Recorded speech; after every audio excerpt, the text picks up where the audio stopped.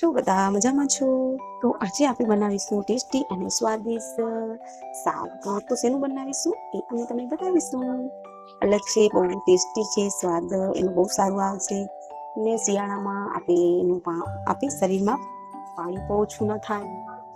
તો શેનું બનાવીશું ફ્રેન્ડ્સ? તો આપણે 1 ચમચા જેટલું તેલ નાખ્યું છે ને આપણે એનામાં 1 ચમચી રાઈ નાખશું. રાઈને આપણે સારી રીતે તેલમાં ફૂટવા દઈશું ને 1 ચમચી આપણે હિંગ નાખશું. આજે જે આપણે શાક બનાવીએ છીએ ફ્રેન્ડ્સ, એ બહુ ટેસ્ટી અને સ્વાદિષ્ટ છે ને શિયાળામાં તો એનું બહુ જ સેવન થાય છે અને તમારા શરીરમાં પાણી પણ શિયાળામાં ન પીવાય તો એનાથી પાણીની કમી પણ પૂરી થાય છે. તો આપણી રાઈ સારી રીતે ફૂટી ગઈ છે. હવે એનામાં આપણે લસણની કલીઓ નાખી છે, જે મેં 3 લીધી છે એને કટ કરી નાખી છે ને આપણે લીલા મરચાં અને ટમેટું, 1 ટમેટું અને 1 લીલા મરચાં નાખી. તો આવી રીતે ચલાવશું આપણે. તો ટમેટા આપણા સારી રીતે પાકી જાય.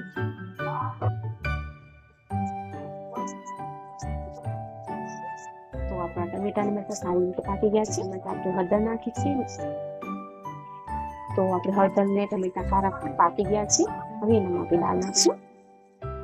તો મેં દાળને 3 સીટીઓમાં વાપરવી વિચારશો કે તમે જો દાળ બનાવી રહ્યા છો તો આ પાણીની કમી કેમ પૂરી થાય?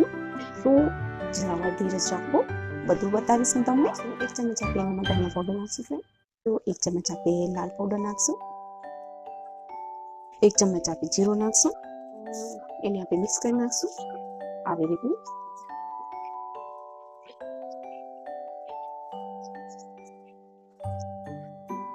તો ફ્રેન્ડ્સ, આપણી દાળ સારી રીતે પાકી ગઈ છે. તો હવે એનામાં આપણે સ્વાદ અનુસાર નમક નાખશું.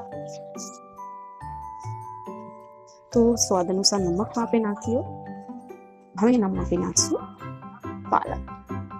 તો આપણે પાલકને દાળનું શાક બનાવ્યું છે અને આ શાક બહુ ટેસ્ટી અને સ્વાદિષ્ટ બને છે ફ્રેન્ડ્સ. તમે એને ચાવલ શાક બહુ ટેસ્ટી સ્વાદિષ્ટ લાગે છે અને નાના છોકરા હોય કે મોટા હોય, આ બહુ શાક જે આપણે બનાવીએ છીએ એ બહુ જ હેલ્ધી હોય છે ખાવા માટે અને જલ્દી પણ ફ્રેન્ડ્સ બની જાય છે. આસાન છે અને સિમ્પલ પણ છે.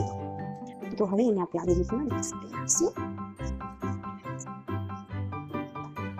તો આવી રીતના આપણે મિક્સ કરી દઈશું એને દાળમાં પાલકને. તો આપણે પાલક જે છે એ આપણે કાચી આવી રીતની બનાવીએ છીએ. કુકરમાં આપણે નથી બાફી અને એનામાં આપણે પાણી નથી ઉમેર્યું, કેમ કે પાલકમાં ઘણું બધું પાણી હોય છે. એ આપણે ગેસ ઉપર આવી રીતના કરશું એ પોતે પાણી મૂકી દેશે. તો તમે જોઈ શકો છો. તો એને આપણે ફ્રેન્ડ્સ 3 મિનિટ પાકવા રાખી દઈશું. એ આપણે ઢાંકીને પાકવા રાખવાનું છે. એનામાં આપણે પાણી નથી નાખવું, એને ઢાંકીને આપણે રાખી દઈશું 3 મિનિટ. તો ફ્રેન્ડ્સ, આપણી 3 મિનિટ થઈ ગઈ છે. હવે જોઈ લઈશું.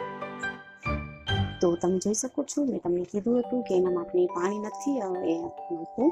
તો પાલકે પાણી છોડી દીધું છે અને તમે જોઈ શકો છો ટેસ્ટી અને સ્વાદિષ્ટ શાક થઈ ગયું છે પાલકની દાળનું અને હેલ્ધી છે. બનાવવાનું આસાન છે ફ્રેન્ડ્સ ને જલ્દી પણ બની જાય છે.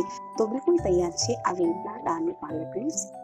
તો તમે જોઈ શકો છો, નથી ઘણી બધું તીખું, નથી મીડિયમ સાઇઝનું આપણે બનાવ્યું છે.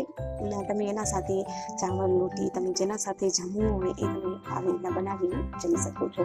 ને ફ્રેન્ડ્સ, શિયાળાના મોસમમાં તો આવી ટેસ્ટી શાક જમવાનું બહુ જ મજા આવે. તો પાલકને આપણે દાળ બનાવી છે.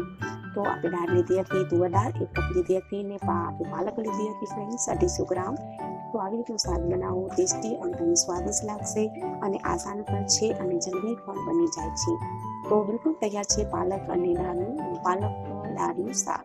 તો તમને સારું લાગ્યું હોય તો મારી વિડીયોને લાઈક અને સબસ્ક્રાઈબ કરજો. ધન્યવાદ.